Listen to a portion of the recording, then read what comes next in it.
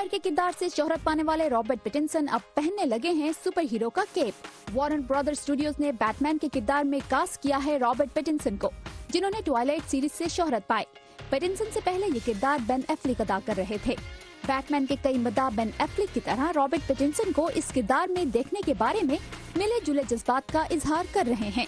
मदाहों की बड़ी तादाद रॉबर्ट को बैटमैन के तौर पर देखने के लिए तैयार नहीं। जेजी दुनिया के पहले अरबपति रैपर और सबसे दौलतमंद मौसीकार बन गए हैं। जेजी को अरबपति बनाने में न सिर्फ उनके म्यूजिक बल्कि राइड शेयरिंग सर्विस उबर, प्रॉपर्टी में उनकी सरमायाकारी और उनकी म्यूजिक स्ट्रीमिंग सर्विस टाइडल का बड़ा हाथ है। साथ ही अमेरिकी सिंगर रिहाना $600 मिलियन की कमाई के साथ दुनिया की अमीर तरीन खातून म्यूजिशियन बन गई हैं। फोर्ब्स मैगजीन के मुताबिक ये दौलत उन्होंने न सिर्फ अपने म्यूजिक बल्कि फैशन ब्रांड फैंटी से भी कमाई है, जिसने मार्केट में आने के 15 माह के अंदर $570 मिलियन कमा लिए।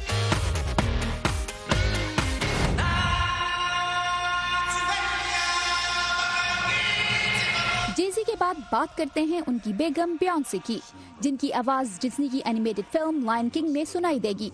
पहली बार फिल्म का वो ट्रेलर जारी किया गया है जिसमें नाला के किरदार में बियॉन्से की आवाज सुनाई देती है। Simba, you have to take your place as king. Film में सिम्बा का किरदार सिंगर और एक्टर डोनाल्ड ग्रोवर अदा कर रहे हैं। We need you. फिल्म 19 जुलाई को रिलीज हो रही है। Warda Khalil, voice of America, Washington.